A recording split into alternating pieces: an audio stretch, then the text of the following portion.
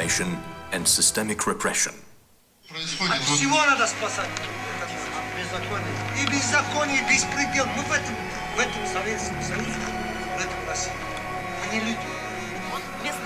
Несколько минут назад господин начальник полиции, знает прекрасно, нас задержали представители Федеральной службы миграции. Непосредственно господина Мамедова, гражданина Соединенных Штатов. Только что сюда приехали сотрудники полиции, забрали мой паспорт и паспорт моего коллеги, Константин Пономарев, заместитель начальника отдела внутренних дел по Сальскому району. Вы боитесь, что вам будут мстить, за что, что вы с нами общаетесь? Что сделаешь? Все Всевышнего в руках. Бог дал эту жизнь, Он имеет право отнять. А остальное я никого ничего не боюсь. Что до сих пор я боялся, мне хватает.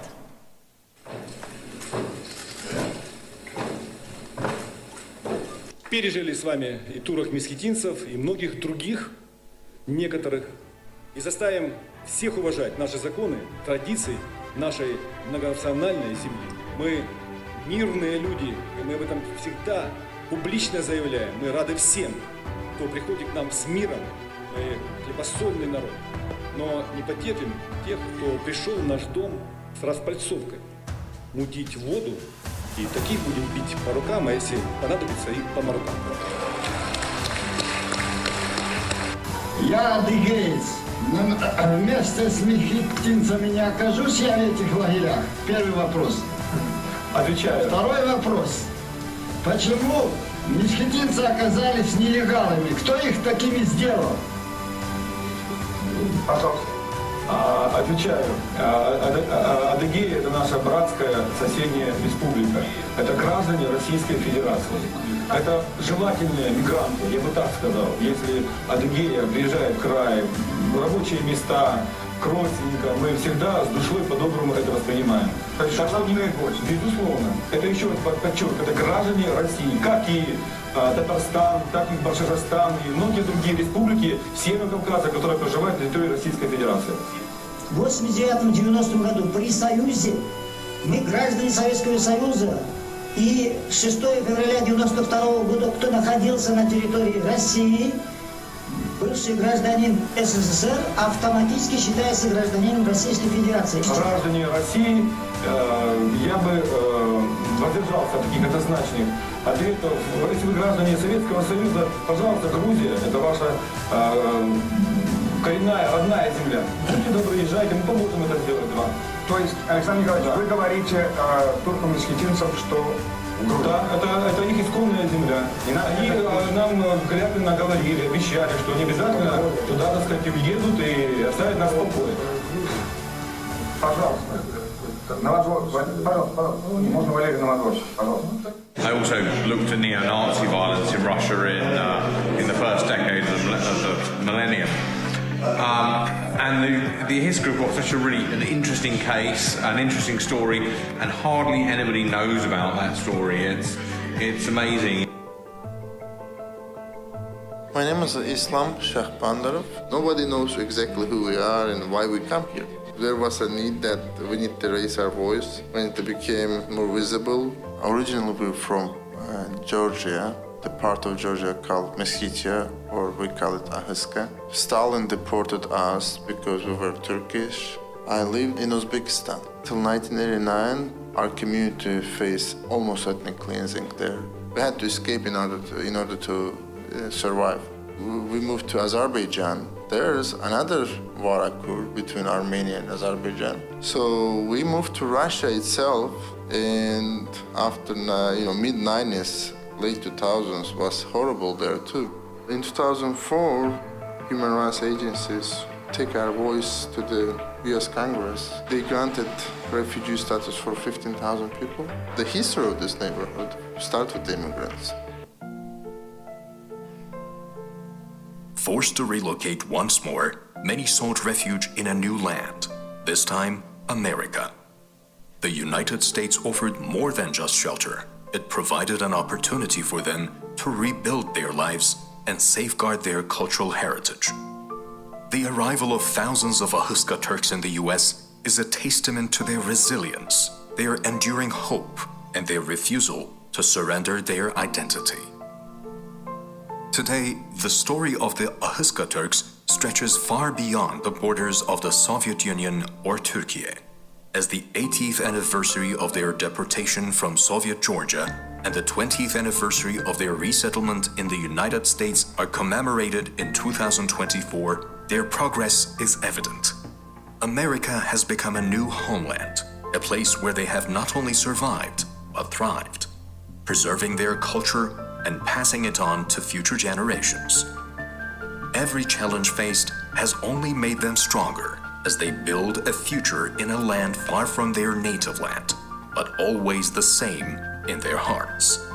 The journey of the Ahiska Turks is not confined to American or Turkish soil. It spans regions like Russia, Central Asia, and the Caucasus. In each of these geographies, they continue their fight for recognition and the preservation of their identity. While the community has flourished in America, those in Russia and Georgia still grapple with significant challenges, from discrimination to the fight for basic human rights. The road has been long, and it is far from over. The Ahiska Turks have served as school board members, community leaders. They have taken an old recreation site that actually was closed and created it as their own community site. They have started businesses in the community and have taken over entire neighborhoods of the city of Dayton and made them vibrant communities once again. However, 80,000 Ahiska Turks remain in Russia and routinely face severe discrimination and persecution in areas of their lives that we often take for granted. In an ethnic cleansing campaign, Stalin uprooted and resettled Ahiska Turks to Central Asia from their ancestral lands in Georgia in 1944. Unable to return, they have since been perennial refugees in Central Asia and Russia. For Ahiska Turks, homeland is not merely a place on the map. It is a legacy of faith, culture, and shared history. Despite decades of exile, they have stood tall, embodying resilience and pride, no matter where they are. In America, Turkey, Russia, Central Asia, and across the Caucasus, they honor their heritage, standing firm against every hardship. Their story is not just one of survival. It is a story of unwavering resistance against those who would erase them. It is a story of a people who refuse to let go of their identity, no matter where their journey takes them.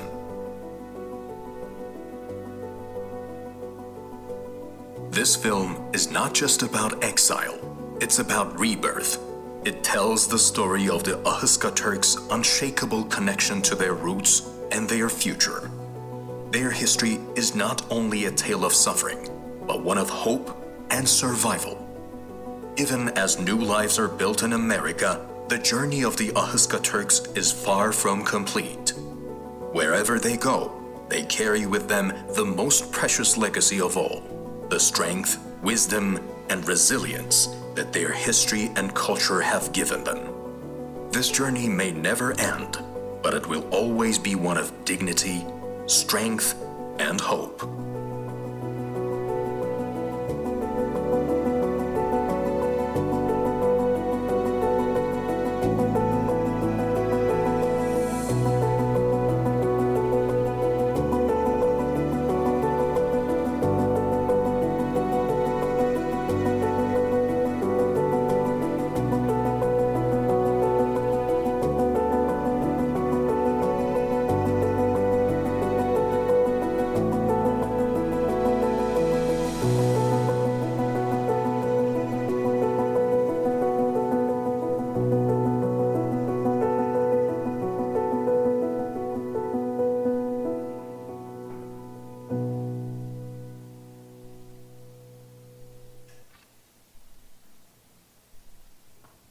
Seen that probably 4 times. I think I get teary-eyed every time. It's an incredible video and an incredible story.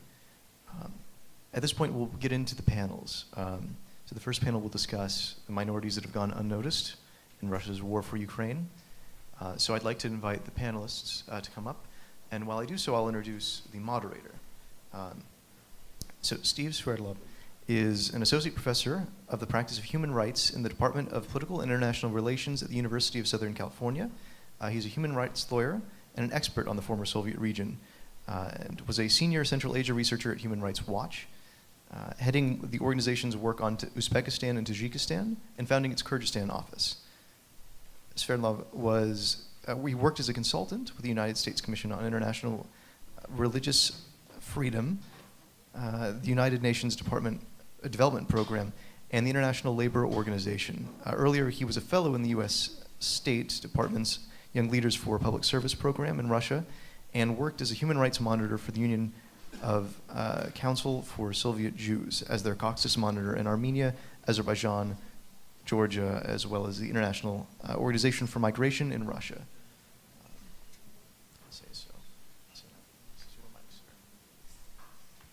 Thank you, Josh. Well, I'm so honored to be here.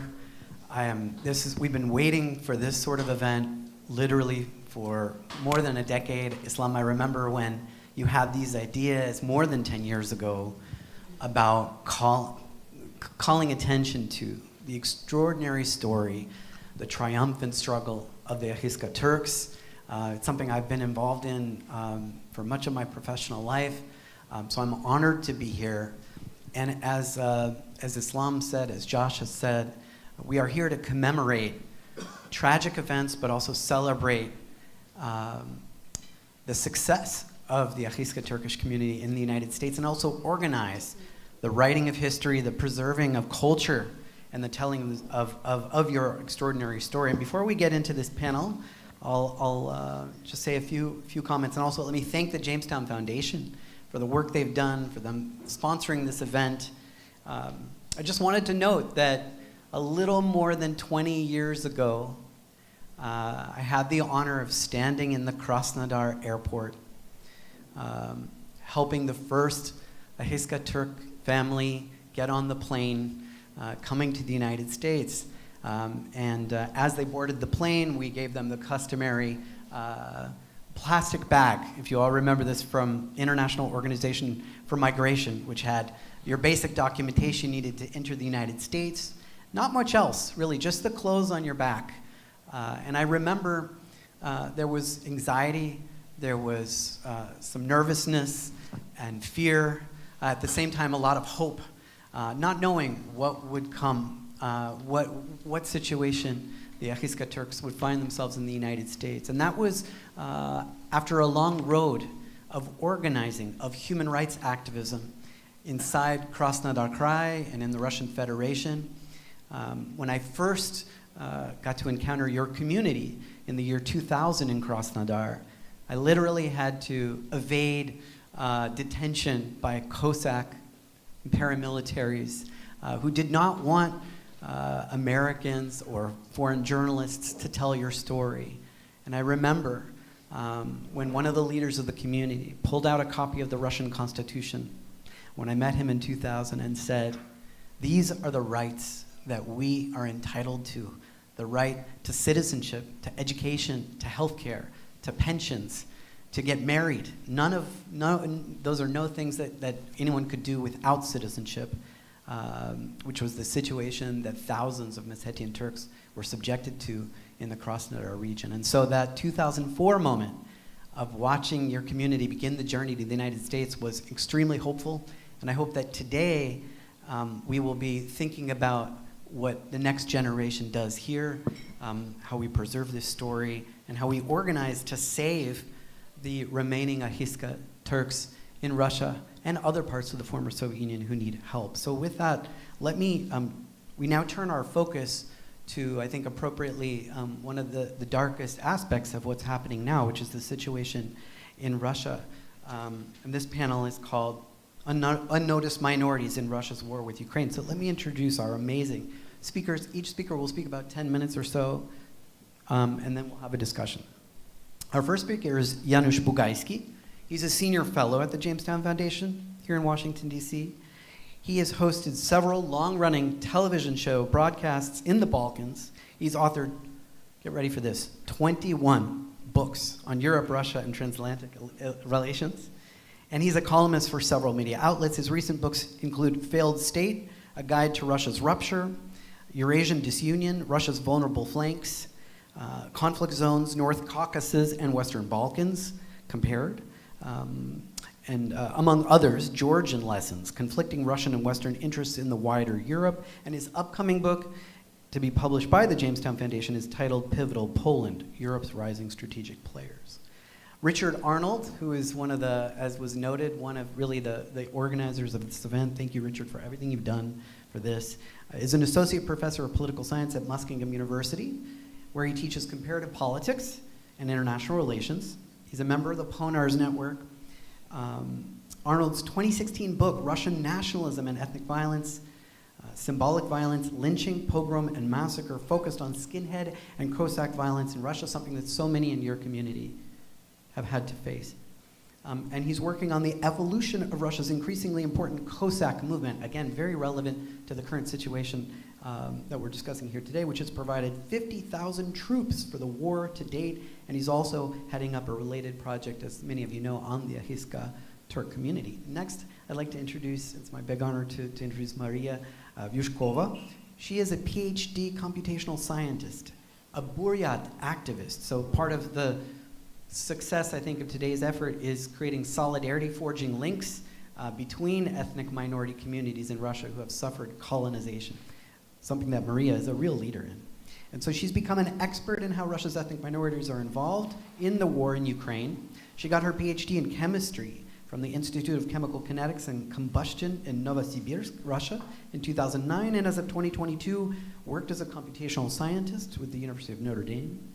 When Russia invaded Ukraine in February 2022, Maria co-founded the Free Buryatia Foundation, which has done really pioneering work to shine a light on the situation, which is the first ethnic anti-war organization of Russia's indigenous people. She's used her training as a computational scientist to analyze the ethnic composition and ethnic inequalities in the Russian side death toll of the Ukraine war. In 2023, she published more pioneering research on Russia's ethnic minority casualties, which I'm sure she'll focus on today, and she's testified in front of the U.S. Helsinki Commission on similar issues. And then finally, we're very honored to be joined by a member of your community. We need to center the voices of the Ahiska and the Meskhetian Turks. This is Nazli Mamedova. She's the first principal attorney at the law office of Nazli Mamedova.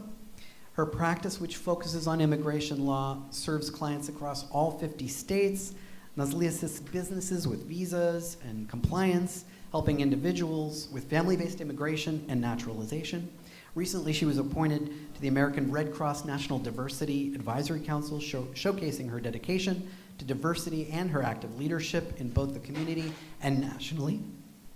She speaks, another amazing list here, she speaks Spanish, Russian, Ukrainian, Uzbek, Azerbaijani, Turkish, and Crimean Tatar, which is a very important related identity that will be, I think, focusing on some of the parallels between the Crimean Tatars and the Meskhetian Turks. She's a dedicated advocate for and advisor to her clients, and I'll just say she received her JD from Salmon P. Chase College of Law of Northern Kentucky University and a bachelor's in international affairs from Xavier University in Cincinnati. So with that, let me begin with Yanush. Would you like to come up or stay? Let me up there, actually. Yeah, okay. Yeah, well, thanks. thank you so much, Yanush. About 10 minutes.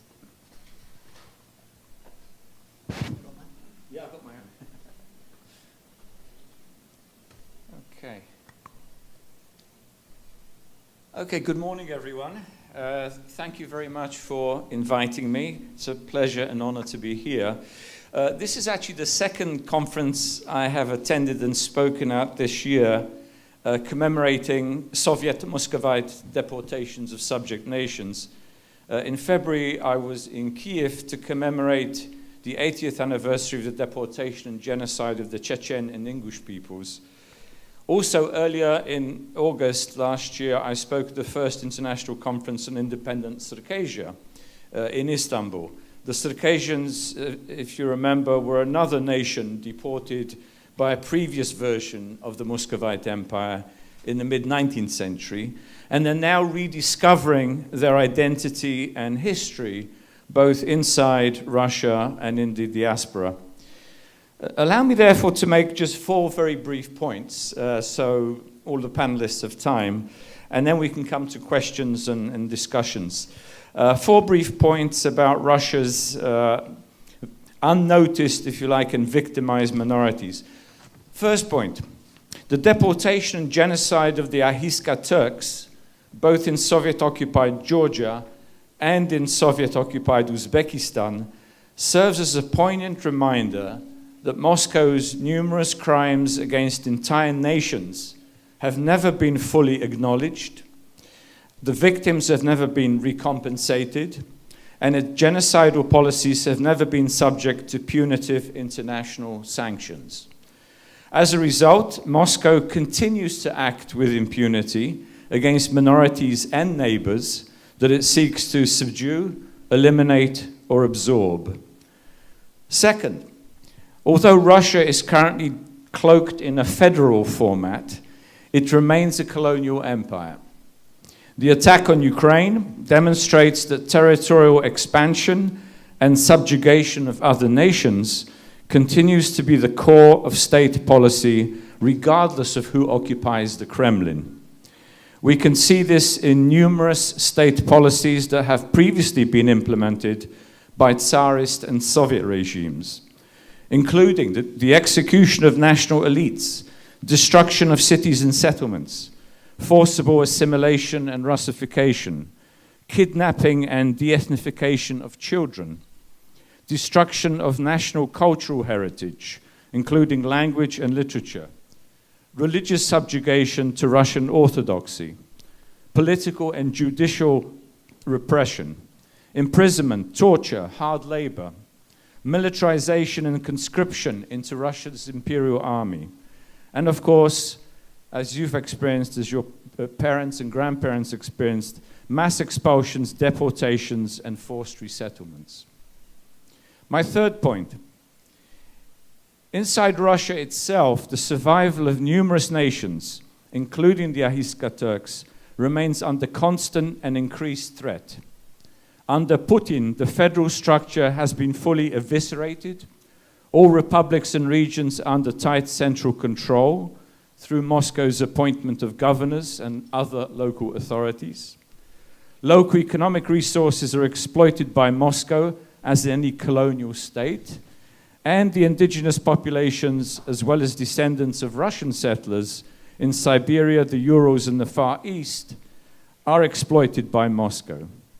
My recent book on Russia's rupture that was just mentioned provides a lot of detail on the nature of these imperial arrangements. My fourth and last point is sort of looking into the future. We're going to hear a lot about the past. I want to look a little bit into the future.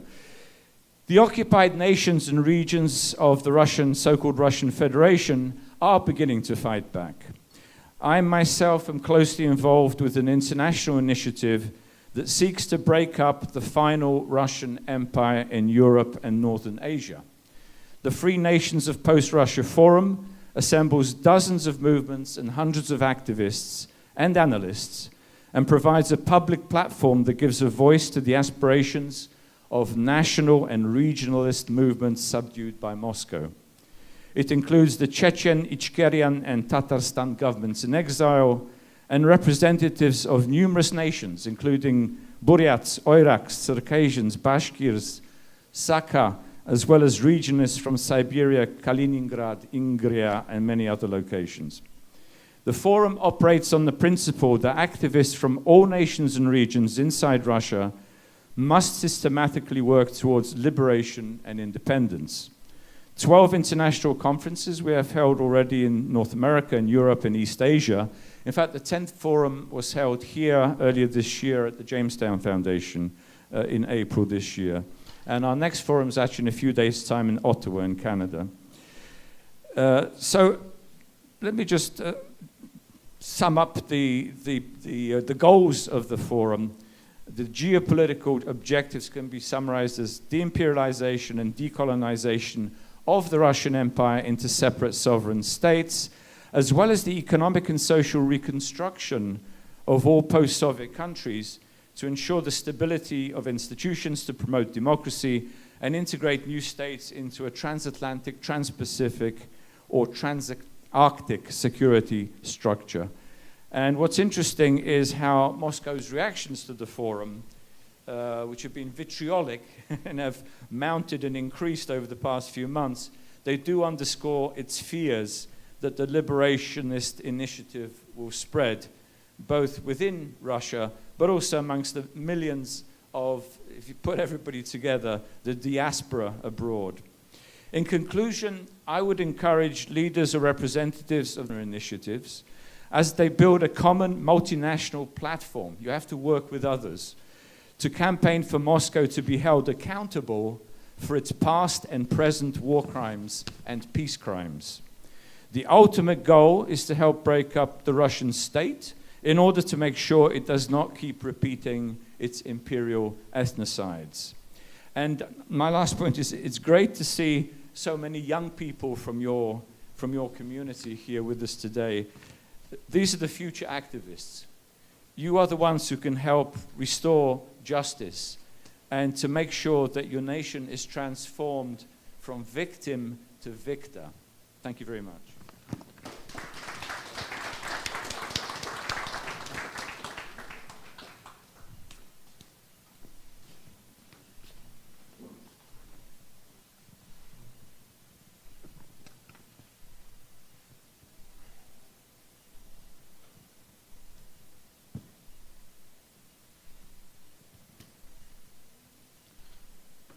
So, thank you very much for having me here today, and thank you to the Jamestown Foundation and to Islam for all the work you put into making this conference a reality.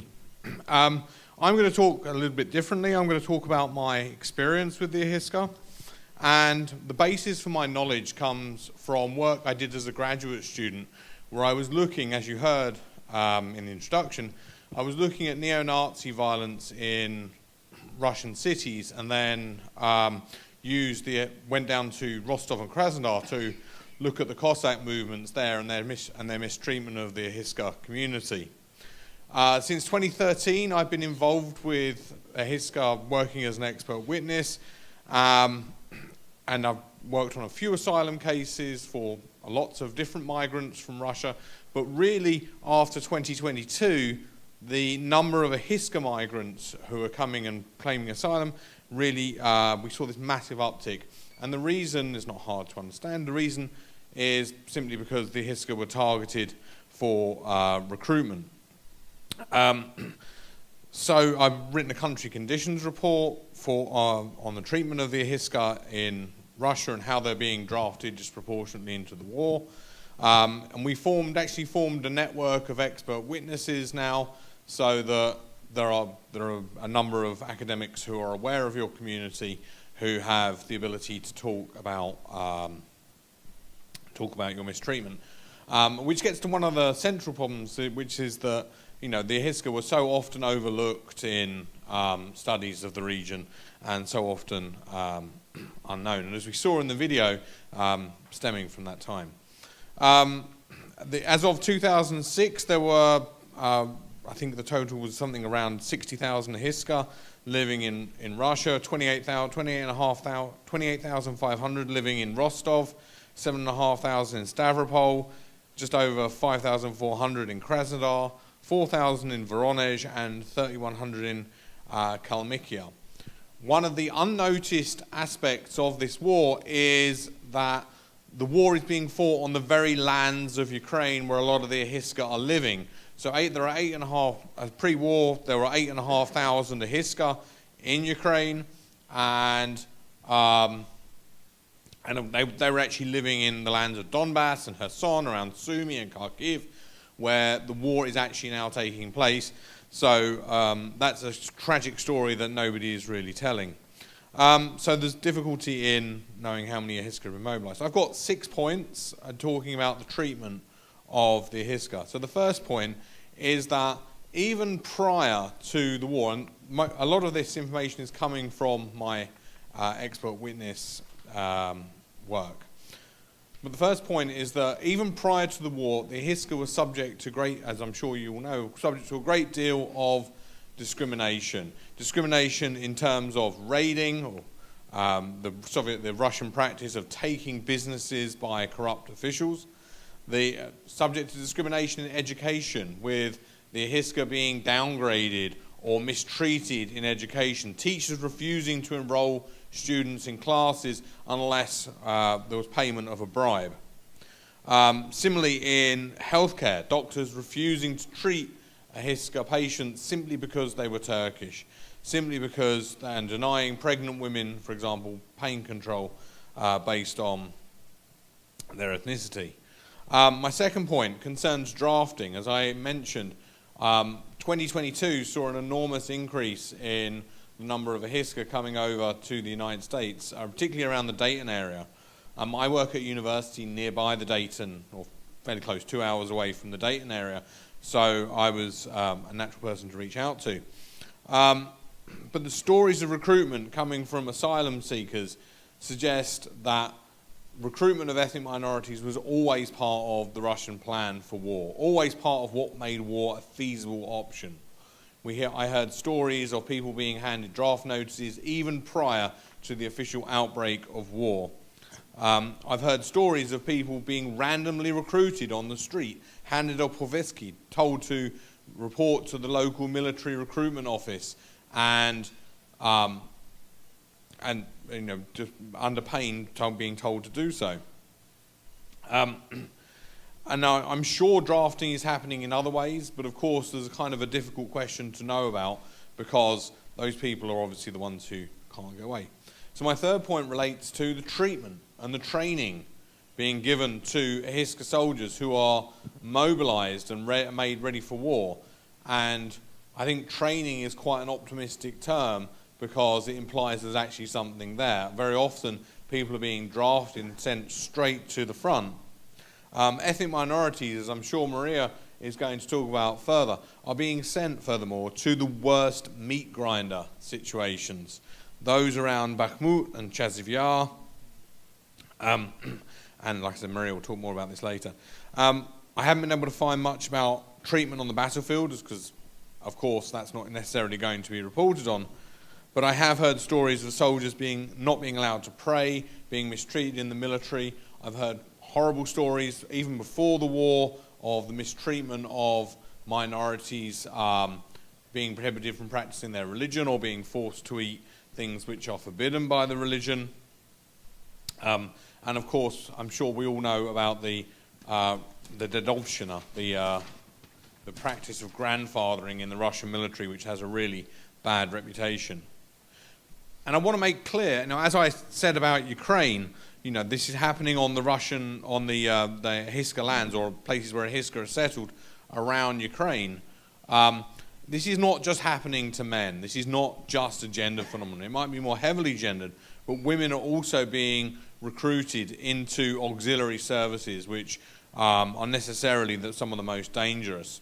So, for example, treating wounded patients in a hospital on the front lines, or being made to be grave diggers around the front lines for people who have been shot at. And of course, this history of mistreatment of the Ahiska in the Rostov region, particularly, being a bordering region to the conflict, goes back to the COVID pandemic, when many of the Ahiska were forced to work in COVID wards without protective personal equipment. I've already talked about the Ahiska in Ukraine and how the war is being fought on the lands where many of them settled. But, of course, we have this additional dimension now where Ahiska are being recruited to by the Ukrainian authorities for because men are forbidden to leave the country, and shooting at their kin across the divide. And I want to reflect a little bit on why have all these bad things happened to the Ahiska? And the main point, as with many other ethnic minorities in Russia, is simply that because they're vulnerable, because you guys are vulnerable, because it's easy for the Russian state to do this. If Ivan's children from Moscow end up in the military, there's a greater chance of creating problems for the Russian government and a backlash for the Russian government. But frankly, it's a lot easier to do that with Mustafa's children from an ethnic minority. So there are de facto stateless people in Russia, having no eponymous region. Chechnya is for the Chechens, and the Tatars have Tatarstan, but there is no region for the ethnic minority of the Ahiska Turks. There is no Ahiska region.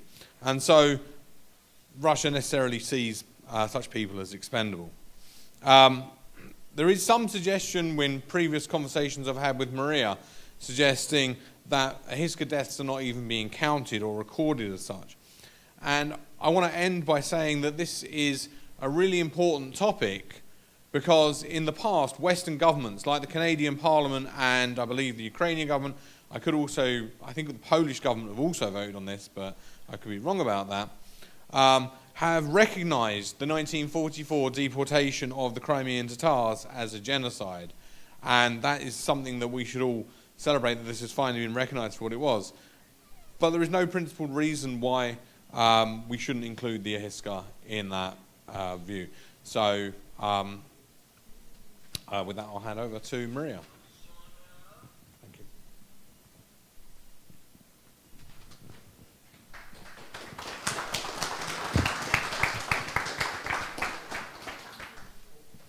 Good morning, everyone. It's a great honor for me to be speaking at this event, and I'm grateful to the Jamestown Foundation, to Islam, and to Rich for inviting me to speak at this event. So, as Steve mentioned, I'm an ethnic Buryat, and I am a chemist by training. And right now, I'm a leading expert, or even probably the only expert on the ethnic minority casualties, Russian side ethnic minority casualties of the Ukraine war. And this is not because I'm very smart, no. It's because no one else wanted to do research on this topic. It's because this topic is so neglected. And I am a member of an ethnic minority which was also impacted very hard by this war, as you have probably heard, because disproportionately many Buryats are dying in this war, and also they are forced to carry the moral burden as well, because there were a lot of false war crime allegations specifically against the ethnic Buryats. So I actually was a quantum computing researcher, and I was a visiting scientist at Silicon Valley, but I abandoned my job in order to do this research and to get the word out, just to have our stories told, how Russia's ethnic minorities and indigenous peoples are victimized by Russia's imperial practices in the war of Ukraine. And I just wanted to tell you one personal story. It is from 25 years ago, actually. I was 18 years old, and it was September 1999. It was right after the apartment building bombings in Moscow, when the Second War of Chechnya just broke out. And I was traveling by train with my mother, and I met a young Ahiska man. He was 20 years old, and he was a conscript who was drafted to the Second War of Chechnya. So I only briefly chatted with him. It was a typical train talk. We were just telling our life stories. But he said that he's going to his military unit, and they are about to be deployed to Chechnya, and he has already heard horrific rumors about what this war is like. And that was the first time in my life when I met someone nearly my age who was probably about to die. And I remembered this brief encounter for the rest of my life. So the Ukraine war is definitely not the first case when the Ahiska Turks are drafted to Russia's imperial wars. So unfortunately, I didn't know his last name, so I don't know what happened to him. But I know that since that time, many Ahiska Turks relocated to the US, and perhaps he's alive and well and lives in Ohio. And if so, if he ever gets to watch this video, I would be glad to hear that he's alive and well. Ahiska Turks live in the regions which are at Ukraine's border, and they are among the most affected by the war. Because, for instance, Krasnodar region, Kuban, and Rostov region are among the leaders, so among the top 10 regions of Russia by the number of war casualties. So it is very obvious that the Ahiska communities living in these two regions are also affected by this war. However, there is no information about the drafting of Ahiska Turks during the so-called partial mobilization in September-October 2022. And also, there is no statistics on Ahiska casualties of this war. But I can tell you that it is very typical for Russian authorities, for local authorities in Russia specifically, to draft the ethnic minorities and indigenous peoples more often than the non-indigenous or ethnic Russian population. For instance, in Khabarovsk Krai, actually there were some official data released which show that actually in that region indigenous men were drafted almost 3 times more often compared to the indigenous population. What's interesting, the officials were boasting about that. So what they were saying was, look how many men we provided for this war. Now give us some federal funding for that.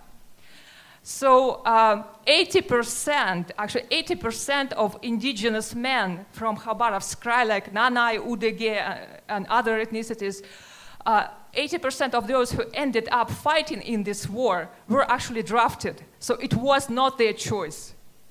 And they did go there at will. And this is a huge contrast to the rest of Khabarovsk Krai population, because there are so many, it's Chinese border. There are so many military bases there. And actually, the Russians who ended up fighting in this war, a lot of them were just professional soldiers. So it was either their profession or they were volunteers or dobrovolцы in Russian who actually chose to fight in this war. So it's a stark contrast to the indigenous population who were drafted and were drafted disproportionately often. So this example shows that a very, very similar situation might have happened to Ahiska Turks. Unfortunately, we don't have this kind of data on Krasnodar Krai. But it's also well known that actually raiding the ethnic communities and giving people mobilization notices or summon notices to Voyenkomat is very common in these areas where discriminated ethnic groups who are viewed as a threat lived. So this happens, for instance, for places where recent immigrants from Central Asian states live. This recently happened to Roma people in Chelyabinsk region, and it is often done as a sort of retaliation for the crimes which are blamed on the ethnic minorities. And this happened, for instance, in Yakutia in the beginning of this year. This happened to immigrants from Central Asia after the Crocus City Hall terror attack this spring. And this also happened to the Roma people community in Chelyabinsk region very recently. And this is just a political measure in order to, first of all, to placate the mob and prevent the civil unrest or probably pogroms. And second, a very alarming fact here is very alarming aspect that general public is very approving of this. When ethnic minorities are selectively drafted to this war or to the army, and for instance, in the recent incident in Chelyabinsk region, where the Roma community was raided and young men were given these summon notices to the military recruitment place, the local population, the only thing they were upset about is, why didn't you do this earlier? Why didn't you do this to them earlier? So, and this is very common, where ethnic minorities are also perceived by the general public as some sort of a threat. So, and this is also might be the case in Kuban region, for instance, with Ahiska Turks. And finally, I just wanted to mention that Ahiska Turks probably are the most unrecognized minority in this war, because everyone knows, for instance, that indigenous Siberian people such as Buryat, Tuvans, and Altai people are overrepresented among the mobilized, the invasion army force, and the Russian side casualties of this war. And there are researchers who collect the data on the indigenous people of Russia's north, of the Arctic, such as Nenets people, Chukchi people, Evenki, and Ngana-san, Udege, and so on. So at least the research community pays attention to this, but no one is talking about the Ahiska Turks.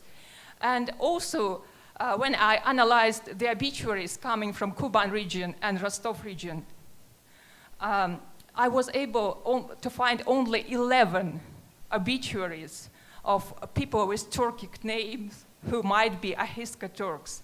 However, those obituaries were very brief. There was almost no information, and sometimes even no picture of the deceased.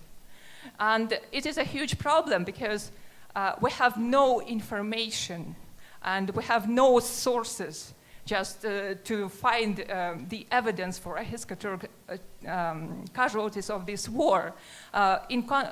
For those ethnic minorities who have their own region where they recognized as indigenous, the situation is very different because the local media publish very detailed obituaries. For instance, in Buryatia, in Tuva, you will learn everything, every detail of the biography of this soldier.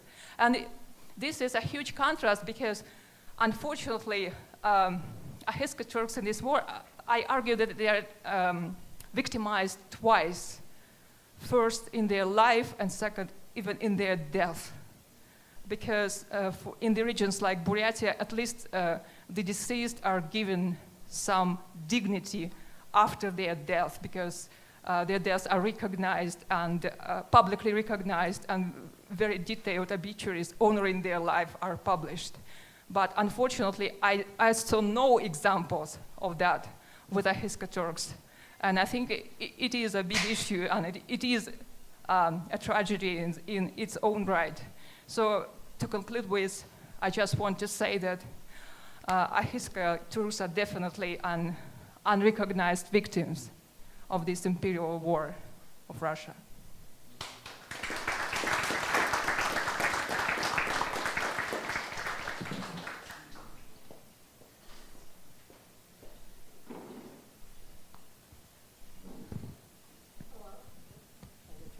Hello, everyone.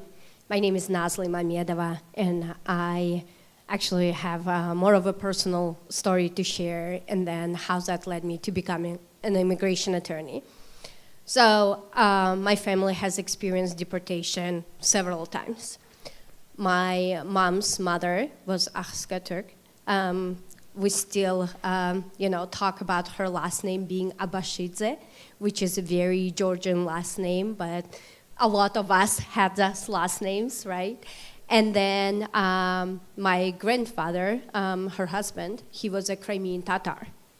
Both ethnic groups experienced deportation, 42 and 44. And she lived in Azerbaijan. They met in Central Asia, in Turkmenistan actually, because they both were doctors, and were sent there for work. And then I was born in Uzbekistan. My mom was born in Uzbekistan, then I was born in Uzbekistan. So there is a large population of Ahiska Turks and Crimean Tatars who have been resettled in Central Asia, lived there for a long time, and experienced a lot of discrimination. And one of the things that was talked about today is that how Russia has treated its minority groups. And I think a lot of times, for example, Richard spoke about discriminations in schools and taking the businesses.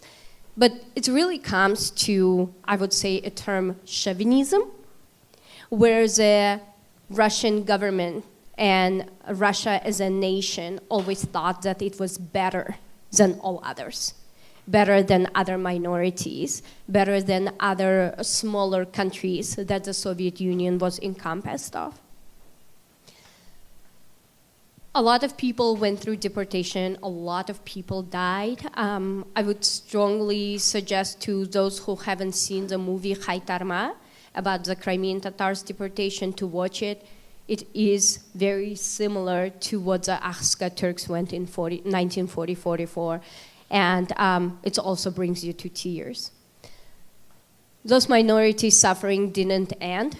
Today, I represent a lot of clients who are Ahiska Turks or other minorities from Russia, or even Russians from Russia, as an immigration attorney. So having the background in international affairs and history and knowing what my family went through kind of led me to becoming an immigration attorney, fighting for rights of people who come to the United States to make the home here and for a better life. Ahiska Turks' stories that we hear today are very similar to what it used to be. As Richard mentioned, a lot of people are being discriminated in education, ability to go to schools, wear hijabs, pray, go to the masjids, and just generally on daily basis not being able to get jobs because of their ethnicity.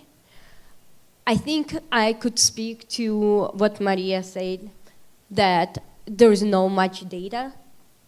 There's not much data because a lot of times the bodies are not given back from the war, and no one knows. Also, there has been practice in the past where Ahiska Turks, and I think even today you wouldn't see it, no one on the documents writes Ahiska Turks, right? They were always named something else. They were Georgians, they were Azerbaijanis. I know a lot of people and have a lot of friends who are Azerbaijanis, but they're not, they're Ahiska Turks. And this masking of the population, of the minority population, has been happening, and this is why we don't have much data. They cover it up, and they make it like this community doesn't exist. This ethnic group doesn't exist. And if it doesn't exist, no one's gonna go looking, right? No one's gonna look for something that doesn't exist. So that's what the Russian government has been doing for centuries, I would say, now. And it's really amazing to see how Ahiska Turks have relocated and now are prosperously living in Dayton, Ohio. I am about 45 minutes south in Cincinnati, and it's just amazing to see how not only they moved to Dayton, Ohio, but also transformed Dayton, Ohio. I speak a lot to people who live in Dayton, and it's just amazing how much transformation it's went through. On the note of the Ukrainian war and Russia, the war in Ukraine, in my opinion, started in 2014 when Russians came and took Crimea, but it was so quick and quiet that not a lot of people paid attention. However, February came of 2022, and the world woke up to a second wave of that same war. And a lot of times people don't talk about this, but Crimean Tatars have suffered under Russian rule before. And when Russia came and took it over in 2014, then again, a lot of people start just disappearing. A lot of youth start disappearing. In February of 22, there were a lot of reports where people who were in military training and things like that were just taken and thrown into Ukraine, and they didn't even know about this. They didn't know they're gonna end up fighting in Ukraine. This was a youth, youth from universities and colleges. They lost the contact with their parents, and they found themselves on the front lines. And Russia went for the minorities, like always. Russia always sent as their, I think the term is cannon fodder, right? They sent their minorities on the front lines to die because they don't consider them people. They don't consider their existence, and they always trying to mask that. This practice continues nowadays. I have a lot of clients who I represent immigration court who have received повестkas, who have been called in to show up at военкомats, and it's minorities, always, the first ones. And like Maria said, she has statistics. It's in proportionate numbers. So I'm very thankful to be here today, and thank you for organizing this. I think the community in general and the United States and people in the United States need to know more about Ahiska Turks' history and about what happens and about a practice that Russia does to every single minority, really, that lives in its territory. And I hope one day I talked to Stephen about this, we would see more Ahiska Turks that will be able to come to the United States, and the refugee program would be reopened so families can reunite. There's so many who come to Dayton who have brothers, uncles, babas, right? Like family members who weren't able to come with the first wave of immigration and stayed back and still suffering discrimination. Thank you very much. Thank you, Nazli. I have a quick question for each panelist, and then we'll open it up. We only have 15 minutes, so I'll ask our panelists to answer quickly. There's so much to cover that we can't even scratch the surface. But maybe I'll start with, I'll list my 4 questions, and then we'll open it up. So for Yanush, very interesting about the decolonization, the de-imperialization plans, initiative.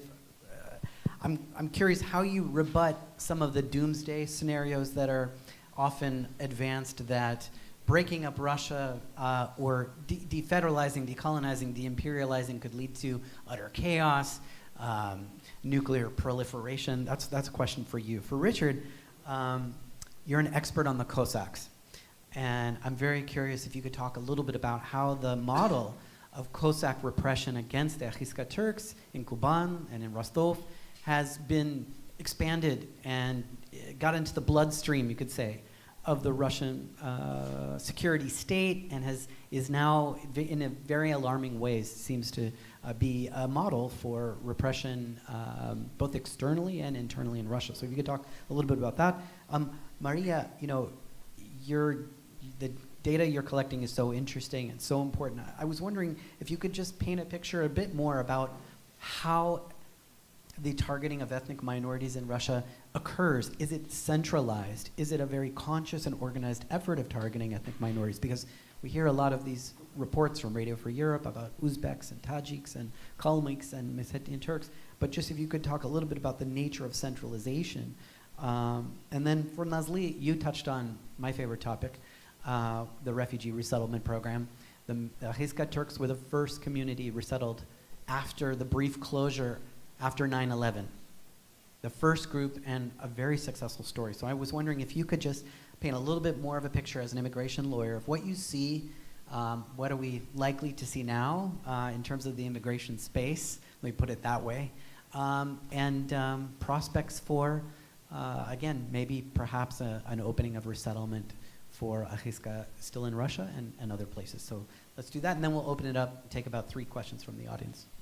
Okay, great. Thanks very much. I'll be very brief. I've been in Washington since the mid-1980s, and the question you asked was exactly the sort of question that was being asked before the Soviet bloc collapsed and before the Soviet Union collapsed in particular. In other words, this fear of chaos, this fear, I think it's based on uncertainty. We all tend to stick to the status quo and tend to think that states or empires are permanent, that they're strong, and we saw that the Soviet Union actually was very weak. It maybe had iron hands at times when dealing with its population, but it had clay feet. It wasn't based on solid foundations. The same I would say on Russia, and this is what I talk about in the book. Unfortunately, I would say our policymakers continue to repeat the pattern of not planning ahead for major sea changes in international relations, emergence of new states. We saw this under the Bush administration in 1990. I don't know if you remember the famous Chicken Kiev speech, where George Bush Sr. Urged the Ukrainians not to go for independence because that would mean suicidal nationalism. Well, as it happened, we can't prevent the process. What I'm trying to say is we can help to manage the process because it's going to affect every single neighbor, from Norway and Finland in the Arctic, through the Baltic states, Poland, Ukraine, Caucasus, Central Asia, all the way to China, Mongolia, Japan. And somehow we need to start planning ahead the contingencies that we can expect. Of course, there's likely to be some conflicts over land, over resources, over territories, and so forth. This is why we should start planning, organizing now. This is why this Free Nations Forum, I think, is very important. It puts in touch peoples from different nations and different regions. And very lastly, we should not be afraid of the future. We should grasp it. And that's why I'm saying it's so good to see young people. When I was young in the 80s, we had a movement called Solidarność in Poland, which nobody ever imagined could overthrow communism, but we did. So it's up to you to not only face the future, but grab the future. Okay, so thank you for the question, Steve. I want to talk a little bit about the treatment of the Ahiska by the Cossacks in Krasnodar was, absolutely appalling. Turning up at fields and checking papers, which of course were mainly Soviet passports, so were not valid. But this model of using Cossacks as a militia gendarmerie has been transported, and I've got a paper coming out in Problems of Post-Communism on this, has been transported around the Russian Federation. So now every region of Russia has a Cossack movement modeled on the Krasnodar example, possibly the Rostov example as well, but I can get into minutiae later. So I do think this is an exceptionally worrying trend that we're seeing, the rise of these heavily armed militant gangs, effectively, who are a law unto themselves and see that as license to mistreat minorities. At the same time, the Cossacks have provided a great number of troops for the front lines, and the boundaries of what it means to be a Cossack in Russia these days are very, very blurred.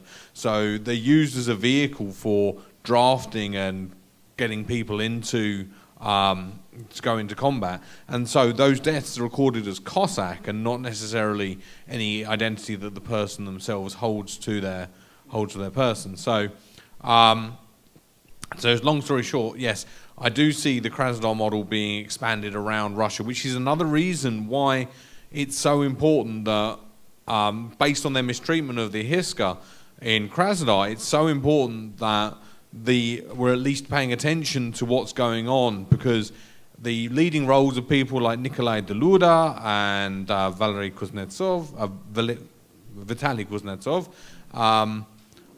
mean that patterns we saw in Krasnodar, such as the mistreatment of the Ahiska, are likely to replicate themselves in other parts of the country as well.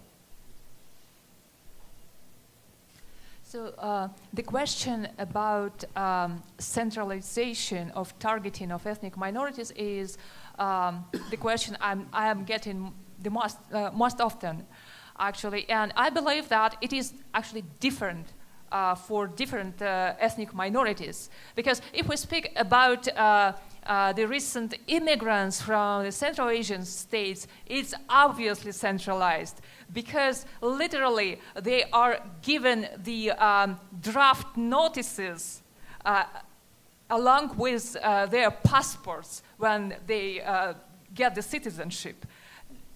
During the same ceremony where they are given their citizenship, their Russian passports, they are also given the draft notices to voenkomat. So obviously it is centralized. And also during the 2022 mobilization effort, actually, I think it was the head of the investigation committee, Следственный комитет, in Moscow, who released some official statements where he said that, of course, recent immigrants from Central Asia should be targeted in the first place.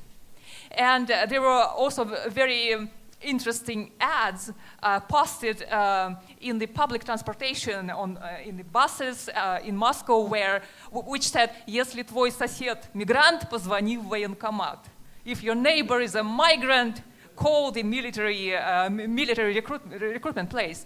So, and these measures actually, given how xenophobic the Russian society is, and that migrants from Central Asia are also viewed as a threat, which is also very important. And because of that, the society is very approving of these measures. And what's interesting, even ethnic minorities, for instance, in the Republic of Sakha-Yakutia, unfortunately, Sakha also were very approving of such measures against the Central Asians. So there is a xenophobia, among the ethnic minorities themselves, one Asians against other Asians. Unfortunately, so solidarity is a huge issue there, unfortunately. And second, with indigenous ethnic minorities in Russia, I think it's mostly on the regional level. It might be a side effect of the militarization of region, for instance, as it was with Buryatia. There are a lot of military bases there, and it's a very sparsely populated region, a lot of military bases per capita, and this resulted in Buryat people being drafted twice as often as Russia's average, but it applied to all residents of Buryatia, regardless of ethnicity. So if you are a resident of Buryatia, you had twice as big probability of being drafted compared to average Russian. So, and third, it also can be a consequence of the regional leadership trying just to advance their own careers, like Alexei Tsidenov, the head of Buryatia, and Radi Khabirov, the head of Bashkortostan. They both want to advance in their career and get some nice federal, position in Moscow. And because of that, currently, the only way to ingratiate themselves to the Kremlin is to send as many men to the war as it is possible. So clearly, they are trying to advance their career doing that. And also, like in Khabarovsk Krai, I believe it was just politically safer to draft indigenous men because no one cares about the indigenous minorities. Khabarovsk Krai is very xenophobic towards indigenous people. And also, it is, at the same time, it's a protest region, right? Because there were big protests against the imprisonment of Furgal. And some people are still protesting. So it is a politically active region, but very xenophobic one. So it is safer just to draft the indigenous men there. Thank you so much for your question, Stephen. There is no way to talk about immigration without touching on politics. I had an earlier conversation with Ruslan talking about how immigration court is under the attorney general under the president. So every single time we have a change in administration, it has a direct impact on immigration courts, on immigration enforcement, and how our country views the immigrants who come here. So speaking of the immigration and how do we see this going in the future, unfortunately, incoming administration has chosen the isolationist point of view, and in the future, I feel like looking at the world in general will be very hard. Immigration practitioners already are getting ready to come out with guns blazing, so to say, because we will have to fight really hard. And I would say 2016 to 2020, I spent a lot of time in Butler County Jail in close to Cincinnati, Ohio, between Dayton and Ohio, where a lot of immigrants were housed for detention. And during COVID times, it was me and one more attorney from Catholic Charities and no one else. So representation dropped crazily and deportations were en masse. And we are suspecting this is what's going to come back. And it's going to touch upon everyone, including the Ahiska Turks community that came through southern border and requested the asylum. There's also has been a very terrible bill that did pass the House but then died in Senate that tried to raise the requirements for the asylum, for what the credible fear interviews are and what's considered a past persecution of one. And just to give you a little bit of reality, the immigration courts around the country have a different statistics, but in Ohio, on average, it's about 10-15% of approval rates for asylum cases. How much harder can you make it? Are we going to drop to 0.01%?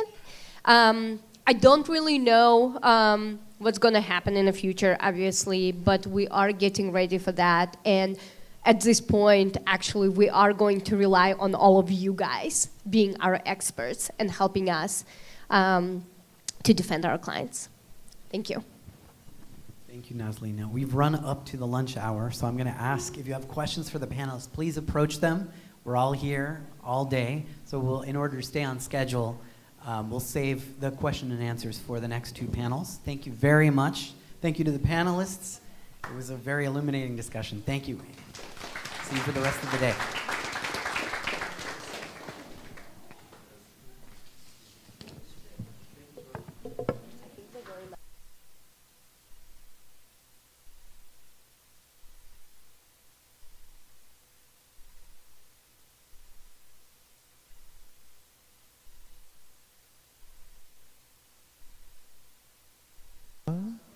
Okay, are we on? Excellent.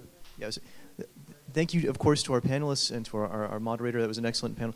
So lunch will begin here quite shortly. There's an exhibition right outside that we'd encourage you all to look at if you've got time as you're kind of enjoying lunch. But we will reconvene around 1 o'clock to begin the next set of panels. Thank you all.